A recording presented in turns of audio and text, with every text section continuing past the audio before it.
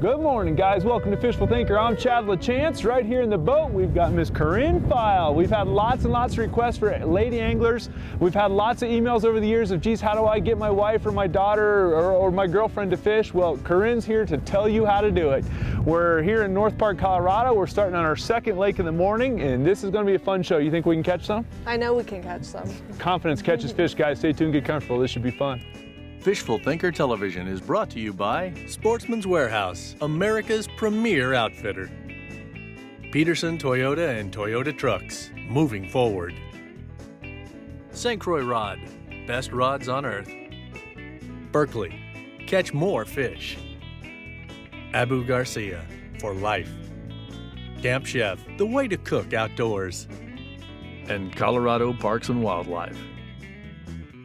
There you go. On the blade bait? Yeah. That's the way to do it here. Oh, I just took my net apart. Not a good sign. That's a nice one. Is it? Okay. You got a handle. I'm just gonna let the boat drift, and we're not in any hurry. Just stay tight, and you got this. I don't know why I'm telling you what to do. I know you fish here. I got this, Chad. You've done this before. Not your first rodeo there, Caryn. Nicely done. Now, where'd he go? Right there. Beautiful fish. Oh. Those head shapes. Now, it's funny because not that many guys think about blade baits for, or girls, I should say, think about blade baits for trout, but that's a little Berkeley thin fisher, Johnson thin fisher there. And that's pretty much what we're looking for. And you know, the blade, the good thing, I mean, what was your exact words to me? You like it for what? Depth control? Yep, I like it for depth control. I like the amount of vibration it puts off. You can really work it as fast or as slow as you want to. Yep. There you go. And we're always honest with our audience, guys. We've been here about 2 minutes. We fished for 2 hours over another lake, hour and a half, didn't catch anything. You can put him back. We don't need to keep him out there, Caryn. But we literally spent better part of 2 hours over at the other lake and nothing. Not a bite. And you know, you've got to be smart sometimes. We picked up the boat, put it on the trail, I ran around the corner over to here, and that was what, maybe your third cast. Yeah. So, nicely done. How is it that you got started fishing? Like, what was your first, you do it as a week tyke or family or what? What's the deal? What got Caryn started fishing? My parents really loved to fish, although we didn't really do it much growing up. What really started getting me into it is my boyfriend, Nate. He really enjoyed fishing, and it was something that I wanted to learn how to do. When I first went out with him, I didn't want to touch a worm, didn't want to touch the fish. It really started from square one. But we actually had an awesome day ice fishing up on Dowdy Lake, caught probably 50 fish. And since then, I've been hooked. So I required for my boyfriend to buy a shelter for me to go out ice fishing. He did. So when you say one of the things to do in order to get your girl to go out fishing with you is definitely make sure she's comfortable. Yeah, I mean, my wife fishes with me a lot, hunts with me a lot. The most important thing, in my opinion, for anybody that's new at fishing, I don't care if it's a kid, an adult, anyone, make them comfortable. Until you're hooked on it, facing the adversity of weather and 3 a.m. wake-up calls and all that, it doesn't matter who the fisher person is, you know, it's not all that much fun. And now you probably put up with a lot more adversity. Yeah, absolutely. Nothing really scares me away now. So when we were over here a little bit ago over on Lake John, you made a comment about some manufacturing of lady-specific tackle. And it's a total pet peeve of mine, so it caught my attention when you said that. Manufacturers have a nasty habit of producing poor quality tackle and then marketing it to women. Yep. What was the term you used? They shrink it and pink it. Shrink it and pink it. Put a small handle, paint it pink, and sell it to women. Exactly. Terrible. St. Croix, the company I work with, came out with a very high quality female specific rod. They call it an Avid Pearl. They take a rod, they paint it off color, but the most important thing is it's a high quality rod. It bugs me to no end when people don't take lady anglers serious. Does it bug you? Absolutely. Women are severely underestimated in many outdoor sports, fishing especially, when it really is amazing how many women actually do fish. and we're forced to buy, you know, mostly products that are meant for men. Yeah. And Clothing if it's not, especially. then it's pink. Oh, definitely clothing. So what do you think's the biggest reason, if there's women at home that are watching this, what's the biggest reason they should consider taking up fishing? I mean, the fish don't care who you are. They don't care whether you're a man or a woman or a child, and it's literally a sport that anyone can do. Yep. If you're willing to put in the time and you're willing to learn how to be effective and to read the water and about the techniques that you need to use, there's no reason why women shouldn't. And honestly, it's kind of fun being the minority out here and really showing the men what's up. And to me, it's just a really fun experience, and there's a lot of adrenaline with it. It's never boring. A lot of people think of fishing as just sitting on the bank staring at a bobber. Drinking beer and staring at a bobber, yeah. And it can be that. It can be, but it can be, but that's not how it has to be. No, so. Absolutely not. It does not have to be that way. And that's the part that I like about it, is that it's whatever you want it to be.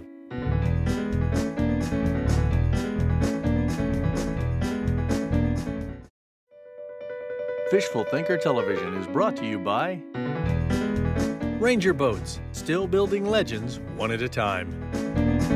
Evinrude, spend more time on the water. Lawrence, find, navigate, dominate. Look at her put it on me right here, guys. Also, there's a lesson. I want to say, guys, there's a lesson right here. We just turned around because we were getting bites, and I turned around and went the other way. Look at this saying, I'm not even going to net that little guy. We'll just take care of him when he comes over here. But what'd you catch this time? There you go. Beautiful little bobo right there. And they're on that little blade bait, guys. You don't see that very often in trout fishing. You see that little Johnson Thinfisher right there. That's a cutthroat, I think. Is it? Oh, it is a little cutty. Yep, good eye. Let me look here. Easy, easy. I don't want to squeeze him. As you guys can see, he's got a little color underneath his chin right there. And somebody hooked him here once before, so we're gonna go ahead and get him put back. I think it's a cut bow, actually. Yeah, yep. Beautiful little fish. I should have let you touch him. I didn't. It's okay. It's okay. It's all right. Nice job, Caryn. Thank you. So there you go. Let's hold that bait up. Let me see that real quick. So this is a 1/4 ounce Johnson Thinfisher. It's a blade bait. It's got a bunch of weight right here on the bottom, and it vibrates real hard, and then as it drops, it just sort of shimmies its way back to the bottom. Fish very similar to a jig. Absolutely. They usually hit it on the drop too. I think they'll follow it and then they'll slam just like it as the it drig. falls. Yeah. Yep, exactly. And that when you rip it up off the bottom, like she's doing a lift and drop, and you watch her lift it, it's brrr, and then it just flutters real gentle, and then brrr, and then flutters real gentle. You can see that beautiful swimming action on that thing, and that's the Thinfisher. And when it vibrates, you can see it gives off all the flash and the vibration all at the same time, and yet it goes right to the bottom, and she can tight line it. And actually, it's funny, if you look at these two in the water column or the water together, my little jig swims, the little tail swims. Hers has got a more of a distinct vibration. So they're completely different genres of lures in a lot of ways, but it's easy to see why they're both getting bit, and they have similar attributes for sure. And you can see we got significant snow here, guys. That's, what are we in? We're about middle of May, I guess, right now. So this lake was frozen a couple, 3 weeks ago. Yep. And again, I have not been here. I've been right over the hill at North Delaney, which is not far from here. And South Delaney is a whole different beast. It does not have the same management practices. It's considerably bigger and much more liberal harvest here. There's one. Got it. Oh man, are you kidding me? That's a brand new, wicked sharp. He was deep too. Are you kidding me? I am 0 for 4 that I've had hooked now. That's not good. I remember the first time I went fishing. Oh man. Yeah, right. My whole thing too is at least you're getting bites. That's what I tell myself every time. When I'm losing fish, I'm like, at least you're getting bites. That's a key part of fishing, is getting bites, and that's why we came over here. I mean, we never sugarcoat things here on Fishful Thinker. We got him that time. There we go. Easy, buddy. Easy, buddy. So he was quite a bit deeper, and I stalled the bait out and just let it go down, and got one. And come on up here, buddy. But the sometimes you got to know when to call it. And the other lake just didn't even feel right. We cruised around here. He comes right here. That's a pretty one right there. There we go. There's another. Look at the belly on that thing. So perfect little rainbow right there that you're going to typically find here. I think there's a lot bigger than that, but with bellies like that on them. Here you go, buddy. Once you'll take off. The water's 45 degrees, 48 degrees. So we don't have exactly real hot water, which means the fish hold up real good in it. But there's a ton of those in here, browns and cutthroats. Now, importantly, that's 2 bites in a row and 2 casts in a row that were deep. So we'll keep track of that out close to the boat. And there's my little heavy jig head, and that's a 2-inch Pro Swim Shad power bait product right there. I took the color because the same color as her blade right there, and she was out fishing me handily. So I stole the color, but not the same presentation. It's the same lift and drop, just a little bit less vibration, no flash. And got one. So we'll see what happens. That's 2 bites and 2 casts.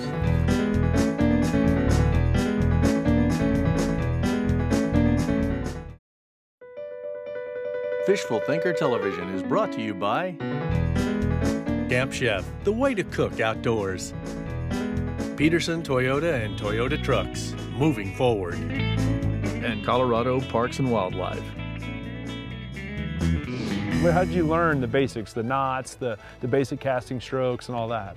Yeah, Nate did show me initially, and after a while I really started feeling bad that he was spending the majority of his time out fishing, working on my rods. He was being a fishing guide instead of a fisherman? Yes, he was being a very nice and supportive boyfriend. And that's really important, because if he hadn't have done that in the beginning. But it took me wanting to take the initiative and really learn how to do everything on my own. It wasn't until I did that I really could become a much better angler. But you really do need that support system in the beginning. Right. But I also don't want to be underestimated. So I put together all my tackle. We have separate tackle boxes. You have all your own tackle. You have separate tackle boxes. There you go. You have to get a prenuptial for that, or how's that work? There we go. Got that one. Oh, he's gonna let him burn out for a minute. He was hooked right in the tip of the snout. I finally timed a hook set. I have not been hook setting well today, guys, and I talk about the mechanics all the time, but I finally got a clean hook on one here, and I have not been hooking well. We'll let him burn out just a minute. And this water's cold, guys. Like I said, it's like 48 degrees, so a rainbow trout's as durable as he's ever gonna be in that condition. And I'll hold that tight. You can go ahead and swing him up. Thank you, I appreciate that. Jig popped out in the net, and I had him right in the tip of the snout. Hold still, buddy, hold still. And that's another big fatty. And like I told you with the last one, guys, that's what they look like around here, big fat. And these lakes here in North Park, and we're gonna get him put back real quick. That's a nice looking cut bow, though. Yeah, look at that belly on that. Look at that thing. That's good fun. And that's another one that bit the same little Pro Shad jig. Let me get him out of there. That's a little, and I've got it on a 1/4 ounce head, so the thing will swim really nice. You know, I got it upside down there, but it swims real nice with that heavy head. I can feel it down deep, and it's really important. But the fish in these lakes, all the North Park lakes, grow like mad. There's massive weed beds in here. We're here before the weeds have come up. As you can see, there's still snow on the bank, but when the weed beds come up, these places are full of bugs and crayfish, and that makes for some fat trout, as you just saw. So what do you have for bucket list species?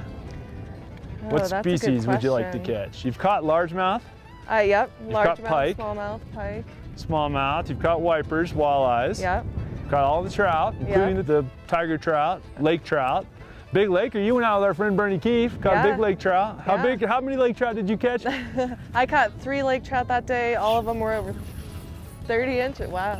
And how many did your man friend catch? Unfortunately, he got the skunk that day. Yeah, huh? Love that. Now there's a pretty one right here, guys. That's a nice one. We'll let him burn himself here for just a minute so they're not too green in the boat. I don't ever like exhausting fish, guys, ever, at all. But I do want them not to be 100% green, because you can be easier on them if they're not 100% green. There you go. A nice one. That's a nice one for this lake, guys. And he just smashed that swim shad. That's a nice one right there. And that blood right there, that's my finger. That's not from him. That's actually left over from a turkey hunt yesterday. But that's a pretty one right there. Nice fish. Thank you very much. Another cut bow, and that's what this lake's famous for. I also recently caught my first pike on the fly, so that's definitely a highlight for on the me. fly rod even. Yeah. So tell me about that. So you're getting into fly fishing. Now, how long have you been fly fishing? Probably about 6 months now, maybe a little bit longer. Do you think that learning to fly fish has made you a better spin fisherman or vice versa? Yes, definitely. I'm definitely more aware of what and how fish eat now. Yep. Also, I think I've gotten better at reading water because of it. Yep, that's a good call. So yeah, it's made me more well-rounded, and I'm able to take aspects from each to improve.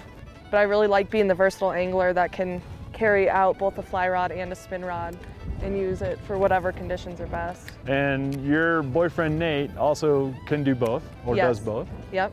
He's really more into the fly fishing right now, not doing as much spin fishing, but there's certain situations you can't deny are better to approach with the spin rod. Wind being a key one. Wind definitely being a key one. Yeah, which is wind very and common up deep here. water. Those are the two things that keep me out of it. Is if the water's really deep, or the fish, I should say. There you go, nice strike too. I saw that one too. Yeah. Nicely done.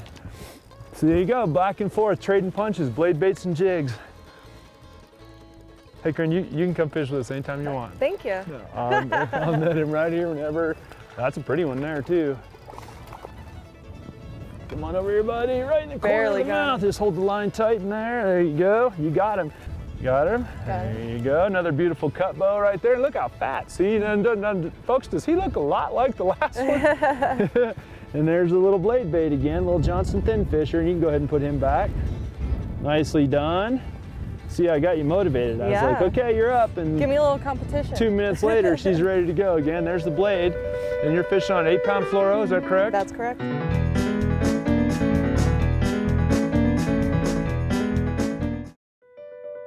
Fishful Thinker Television is brought to you by Sportsman's Warehouse, America's premier outfitter. St. Croix Rod, best rods on earth. Camp Chef, the way to cook outdoors. Okay guys, we're gonna step aside from the fishing here for just a couple minutes to bring you a really interesting recipe. It's kind of a unique recipe. It's kind of a Tuscan trout dish that we're gonna make right now. And I'm working here with the Camp Chef Pro 90 stove. You've seen this on our show several times before. It's a 3-burner stove, 30,000 BTUs each, runs on propane. Sitting on top of it is Camp Chef's grill box right here. And it draws its heat from the burners, which are obviously heating up underneath there right now, as you can tell. So what we're gonna start with here is a whole bunch of olive oil. I've got a little skillet over here getting hot, and as you can see, it's really hot, and I'm gonna put like 1/4 of a cup or maybe even a little bit more than that of olive oil in here. I'm gonna add a little bit of pepper to it because I like to make a flavored oil, and I'm gonna put a little bit of salt in the oil as well. All right guys, so there I've got my olive oil, and it's nice and hot now, and I've actually turned the heat completely off at this point. So I've got the olive oil in there. I'm gonna add a little bit of garlic, just maybe a couple cloves of it. And then this is about, I would say a heavy teaspoon of 50-50 mix of sage and rubbed rosemary. And I put a mortar pestle and ground it all up. And I'm gonna add that in here. I'll give it a gentle swirl around and kind of toss it around. And I'm gonna let it sit for about, a minute and a half and slowly cool down. Okay, now that this oil mixture, oil, butter, garlic, and rosemary sage mixture is cooled down, I'm gonna put, maybe 3 tablespoons of white wine vinegar in there. All right, so what you're looking at right here, guys, is a very large piece of a farm-raised trout. This is a whole fillet off probably a 5 or 6 pound farm-raised trout. It's courtesy of Tomke Trout Farms here in Colorado. And as with anything else, it always starts with a little bit of salt and pepper. So I always use pink Himalayan sea salt. We'll give it a pretty good amount. Fresh ground pepper, of course. I'm gonna take a little bit of this oil and white wine vinegar mixture, and I'm gonna brush it on here. I'm not trying to get those big pieces of garlic on here per se. I'm really just trying to lubricate the fish, give it a little bit of fat, and it will help it grill. So what we're gonna do is I'm gonna start with the fish with the meat side down just to get some color and some marks on it. And the only reason I have it flesh side down is to give it some color and get it started cooking. I'm not trying to fully cook it this way. And if I've done my homework correctly, it won't stick, and I can flip it right over like that. And there you go, guys. I just got a little bit of marking on it, not too much. Now this oil mixture over here is still screaming hot. We're gonna put this down on here.